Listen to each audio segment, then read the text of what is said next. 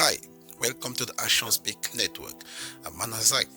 So today in the Senate was the confirmation hearing of Dr. Oz, who was chosen by President Trump to lead the Center of Medicare and Medical Services.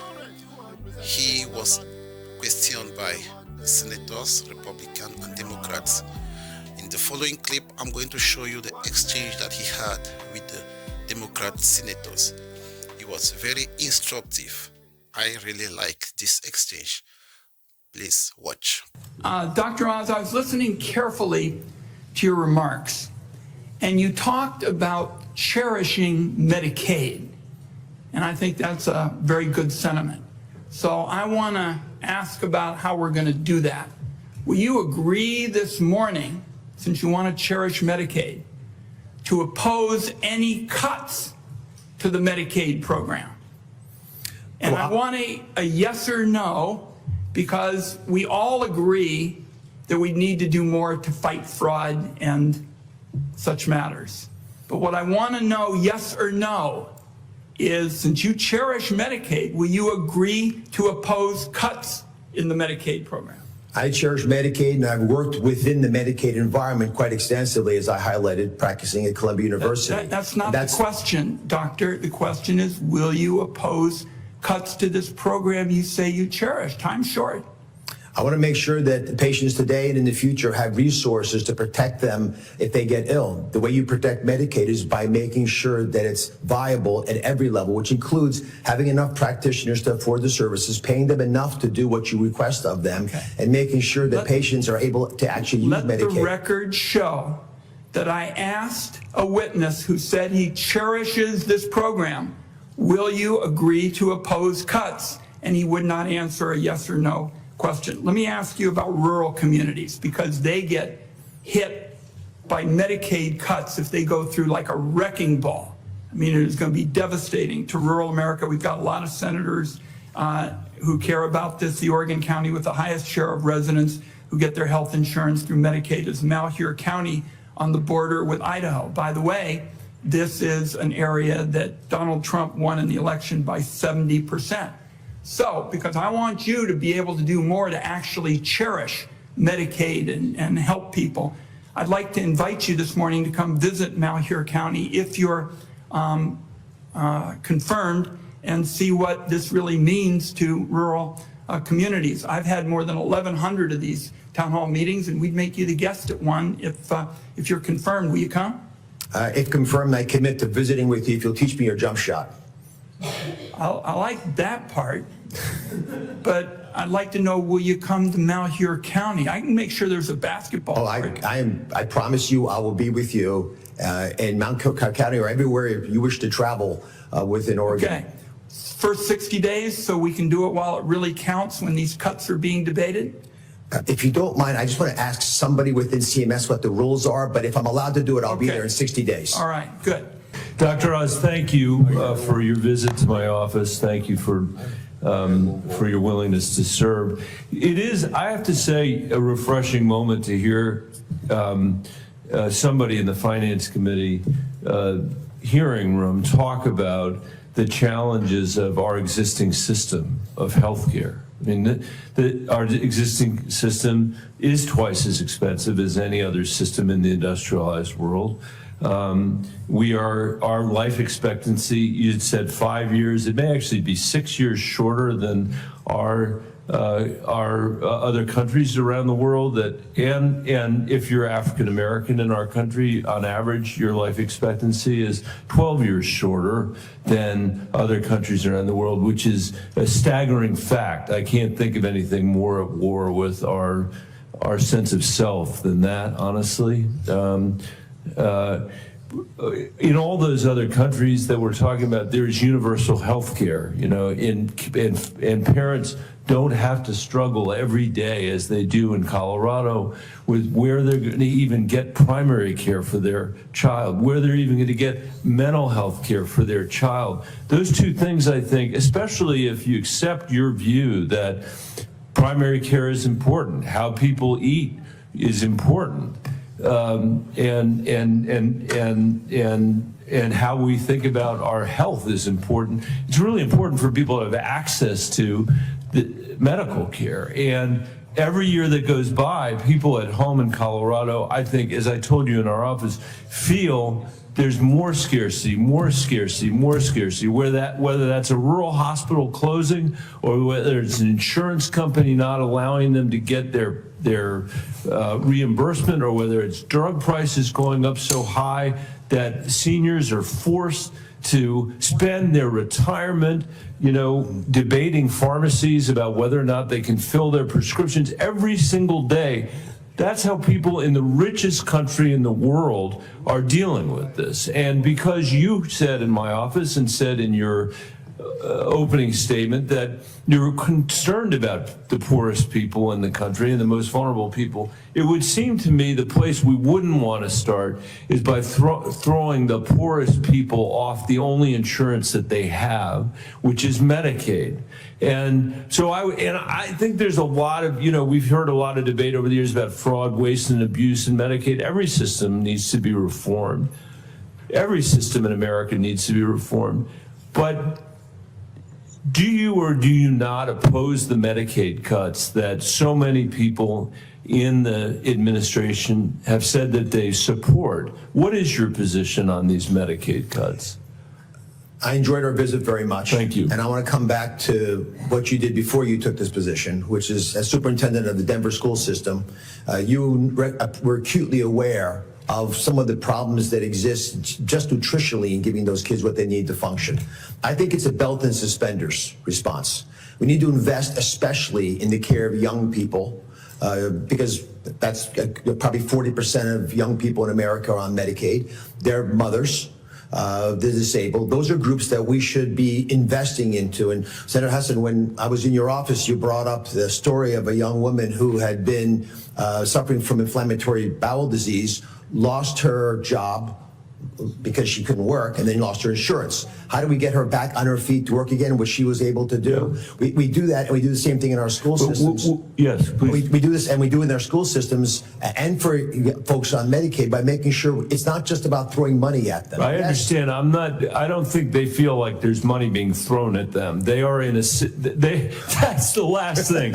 If we lived in a world where there's money being thrown at the poorest people in America to get health care, that would be an interesting case. That's not the case. The case is that they are barely able to get medical services for themselves and their families. And so I would just say, I am sure, Dr. Oz, that you would believe that any parent thrown off insurance would do whatever it is they could, and their kid got sick, would do whatever it is they could to get their kid in front of a doctor. Would you agree with that? Yes, I would. And because of that, I think it's very important for us to all deal with the fact that if we pursue Medicaid cuts that the administration is proposing, and people have to get care for their kids, they will, and they will get that care, as I think you believe, in often a hospital setting, which will be the most important, expensive place they could go to get the care. So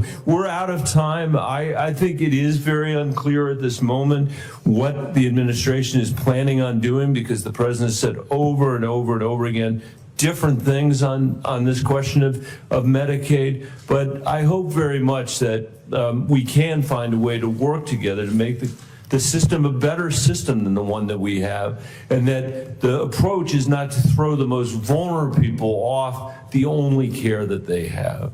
Thank you, Dr. Oz, and thank you, Mr. Chairman. Thank you, Senator Cantwell. And thank you, Senator Cantwell. Thank you, Senator Bennett. Thank you, Dr. Oz. Thank you so much for the visit in our office. And I wanted to put up, we're not into an I gotcha as much as a long-term commitment, apparently, that you have from 2009. I think that every American should have coverage, and that was probably on a visit to Seattle. So we appreciate that. In continuing the line of questioning that my colleague just had, Medicaid, in the Medicaid expansion, you believe in the Medicaid expansion that was done under the Affordable Care Act? For some states, it made sense. For some, it didn't. I think that's a good example of how states should pick a path to take care of their most vulnerable, but they have to have a plan. Well, wait. But the states that don't have a plan. What plan do they have? As we discussed in your office with the Affordable Care Act, they have an opportunity to expand Medicaid, or they could use other tactics. As you know, 10 states haven't expanded. I know, but you're saying that's okay?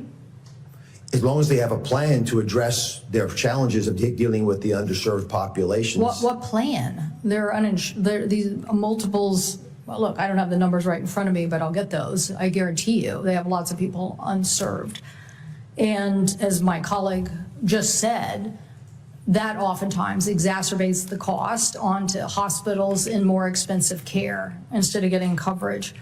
You and I talked about this concept of bundling up the working population at 150%, above the Medicaid rate, as New York has done, as Minnesota's done, as now other states are trying to do, and creating that incentive juxtaposed to the exchange. Do you believe in that concept?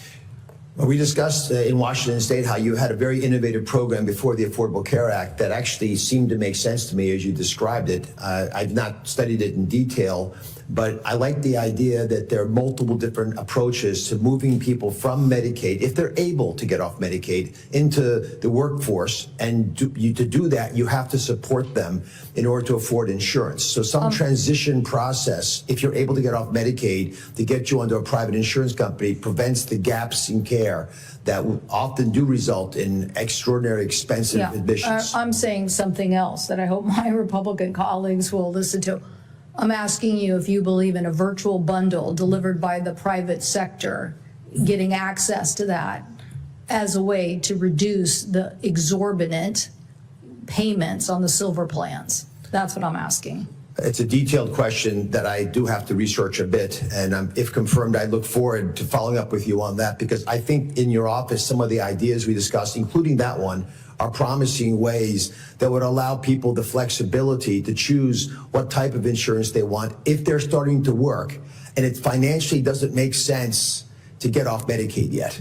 And if they are able to get above the poverty level, which, as you know, is $16,000 a year for a single individual, it's not much money, you have to have ways for people who are making slightly more than that to feel confident that they're protected. Well, I think the American people want to know, just from your nomination and from this process that we're going to go through, what is it that Republicans believe? If they're saying next year, which I think the president is saying, we're going to cut off all of those silver plan subsidies, I'm saying I at least want to hear from you whether you believe that bundling those people up into a virtual bundle, I think is what you called it in my office, and allowing them to have that market power is an idea that you agree with. Senator Caldwell, I look forward to confirm with this committee to researching that in detail. It's a promising enough idea that if you'll take me into your office again, I would love to visit you with it. Okay, well, definitely my vote will be predicated on this. So I can't wait till after you're confirmed. I need you to think about this because, look, you're coming with the ability to be an advocate here. So we want to know what you're going to be an advocate for. And all my colleagues are going to want to know, are you going to cut Medicaid? We want to know that from everybody. We want to know, are you going to cut Medicaid? We don't believe in cutting Medicaid. It's 1.8 million people now in the state of Washington. It is basically the number of people in my state who are getting maternal care from this is an exorbitant. The number of kids getting care from this, is high. 47% of kids in my state receive insurance from Medicaid. And we have population centers of our entire state that are well above 50% Medicaid, Medicare populations. So how do you deliver health care to Central Washington when it's that level? So we want to know whether you're going to commit to concepts. If you don't like some aspects of the Affordable Care Act, you should say which ones you don't like. Thank you very much. But I hope that you will learn that the Affordable Care expansion of Medicaid work and virtual bundles that give consumers more clout also work. Thank you. Well, thanks, Mr. Chair, and welcome, Dr. Oz. Congratulations to you and your family on your nomination. First question that I'm asking of every nominee for this administration: if directed by the president to take action that would break the law, would you follow the law or follow the president's directive? The president would never do that. That's absurd. and it's a disappointing answer. Now, the Medicaid program covers over 70 million Americans, and the Congressional Budget Office has now confirmed that the Republican budget plan would require taking away Medicaid coverage for millions of people. In New Hampshire, the Republican budget could take away health insurance from as many as 30,000 children. Do you support the Republican budget plan that terminates the health coverage of millions of Americans, including as many as 30,000 children in my state? Senator Hazard, I've not seen the details of a House bill that says that. I look forward to examining it with great care if confirmed by this. So let me ask it another way. How many children losing health insurance would be acceptable to you? I don't want children losing health insurance. Well, then you're going to need to reject the Republican budget plan. You and I did talk about maternal health crises. Medicaid covers 40% of births in America, 50% of all rural births. So will you commit to preventing any cuts to Medicaid that will deny moms health care coverage? I'm very focused on maternal health care. It's one of the metrics that our nation, I think, should be judging itself on. We do have to make investments, I believe, in maternal care in order to provide better sources. So will you make sure that there are no cuts in the Republican budget plan that would deny coverage to pregnant moms and moms postpartum? Senator Hassan, I have to be more knowledgeable about what's happening within CMS. I don't have any idea where the money is currently. Let me be really clear. The Medicaid cuts are draconian in the Republican plan. The CBO has said that it will lead to significant cuts, and the cuts will likely lead to 10 states losing their Medicaid expansion coverage. So let's move on to another issue.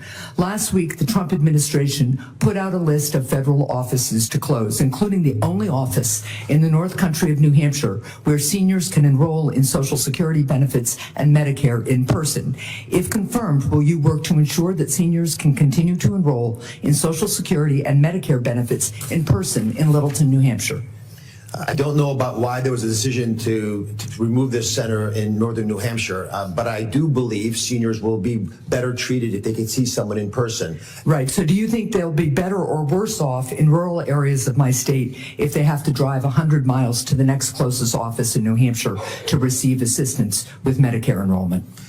Well, one of the changes that I believe we have to make within Medicare in general is to modernize the way we communicate with our beneficiaries. It's not just about in-person visits. There should be a continuous, frequent, weekly even, discussion that goes on, that we send out, that if beneficiaries want to process, they can. Right. If we can't communicate with our seniors and their families digitally, we're giving up a huge opportunity. Well, guess what? Some of the plans that I'm hearing from the other side of the aisle are going to cut the efforts to bring broadband and internet to this exact area of my state. It's not just that some seniors don't want to use digital access. In a lot of rural America, they can't. So we need to have offices that are open, staffed, and accessible. Dr. Oz, good to see you again. Thank you for taking the time to visit with me in my office, and welcome to your family. Let me start with this question. There's a couple, man and woman. They're married. They have a daughter. They're both working hard every day, but their daughter has a rare disease. Unfortunately, the only way they can afford her medical care and treatment is with the help of Medicaid. Would you think that this couple should be taken off Medicaid? As you describe it, no. And that's a bulk of the people that I hear from every day that need Medicaid. It's not what some of my colleagues are talking about, these people milking the system. It is true hardworking families that need help, because you've said it earlier, healthcare in this country is just too costly. There's not enough access, it's not affordable, and we've got to do a better job of addressing it. But until we do, we can't kick people to the curb when they need help for their kids in this instance. Let me also address something else here, which I just find offensive in so many ways. As my colleagues looking across the aisle at, I see two of my colleagues sitting between me and Ben Ray. Would you, I don't even know if my colleagues know this. Do you know how many Medicaid fraud units actually exist in the states to go after Medicaid fraud and prosecute for abuse? You don't? I don't. So it's in, so you should know, because there are 53. There are 53 Medicaid fraud units. They cover every state, District of Columbia, Puerto Rico, and the U.S. Virgin Islands. And in 2024, they recovered $1.4 billion in fraud. Now, granted, most people, and I have not even heard this from my colleagues, that fraud was provider fraud. That was provider fraud. So I am all about addressing waste, abuse, and fraud, but let's be real here in how we do it and make sure now we're not kicking this couple and their needs for their daughter off of Medicaid because we have some concept which is false about who it is actually benefiting. I also want to jump back here real quick. Senator Langford, he has concerns about nursing homes closing in rural America.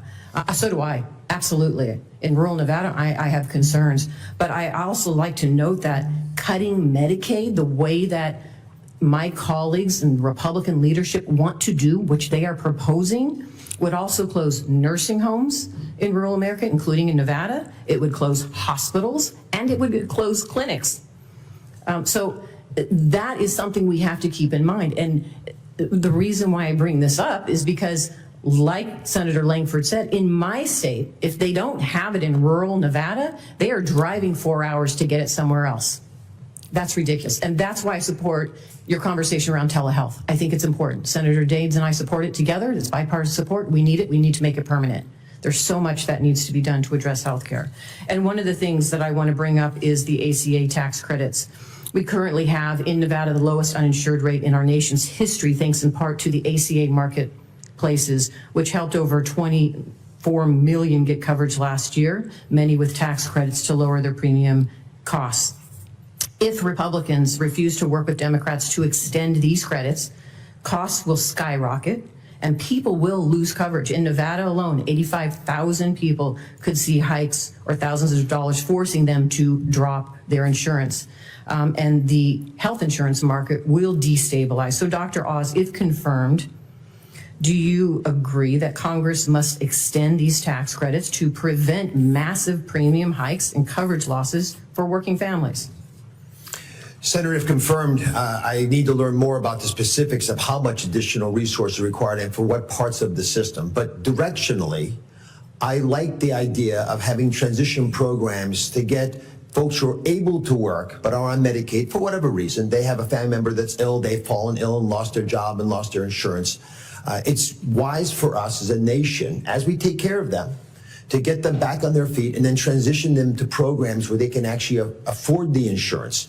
If you can't afford the insurance, you just go without coverage. Can I stop you there? Because now your assumption is that it is people who are not working that are accessing Medicaid. And I just told you there's a good segment, over 66% or more, that are actually working and getting this benefit.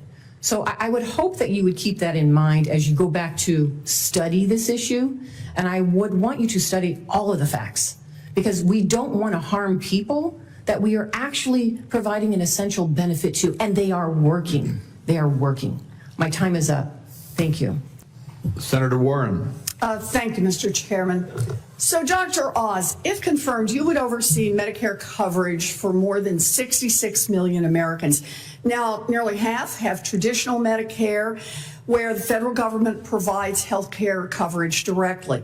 The other half are on Medicare Advantage, where the federal government pays a private for-profit insurer to administer the health benefits instead. And surprise, surprise, the privatized Medicare costs a whole lot more.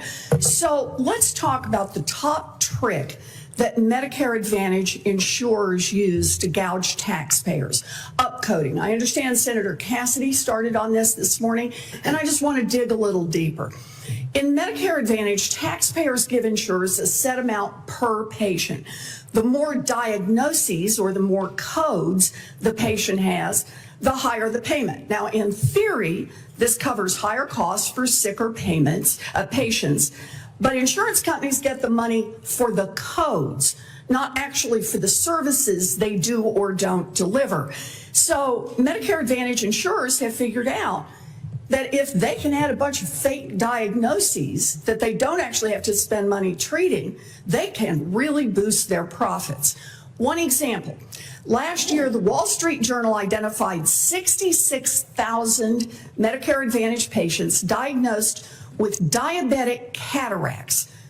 who had already gotten cataract surgery.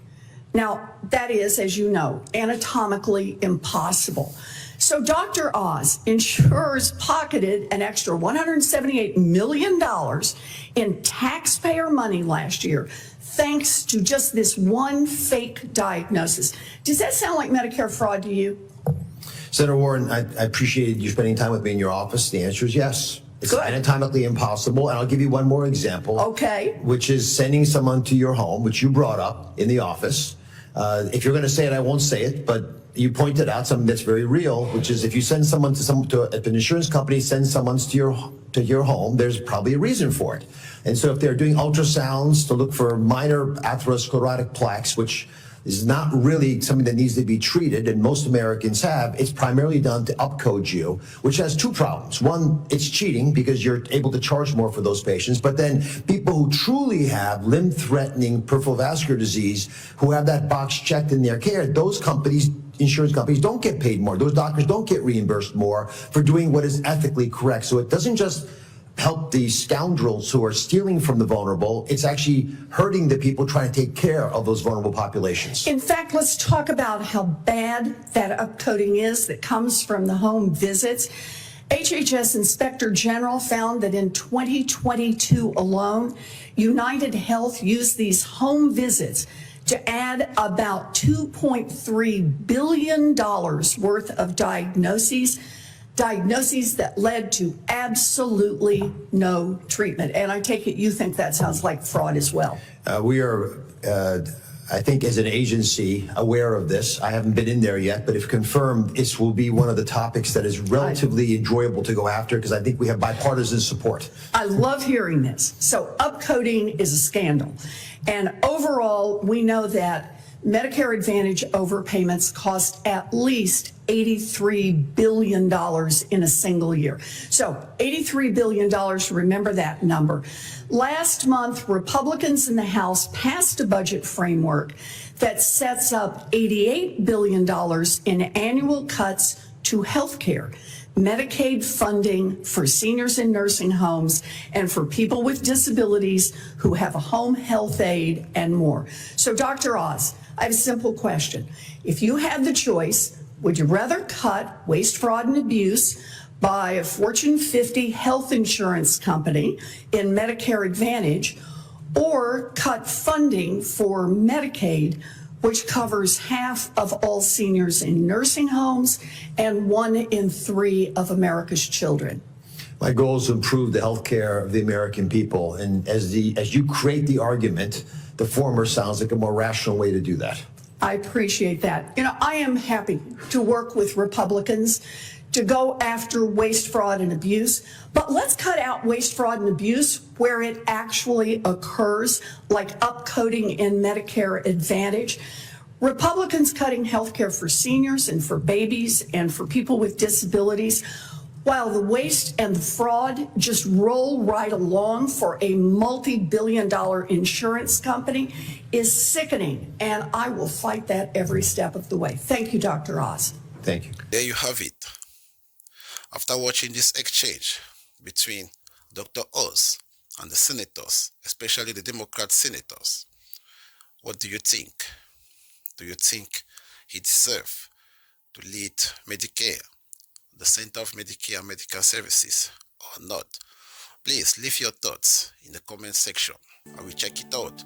We will check it out. Hit subscribe. Let's get to 1,000. I'm out.